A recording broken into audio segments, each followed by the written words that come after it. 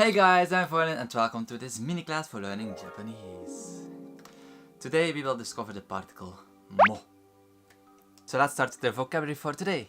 So the vocabulary that we add to the word list from our previous lessons are Belgium, Belgium, Jin, or Hito. So the word Jin can be attached to any country name. So Belgium Jin, America Jin, Australia Jin. So what exactly can you do with the particle mo? It can be translated as to and also. Here are the examples for today. Suzuki-san wa Belgian desu. Watashi mo Belgian desu. So this particle is very straightforward. You can use it instead of wa and then it means to.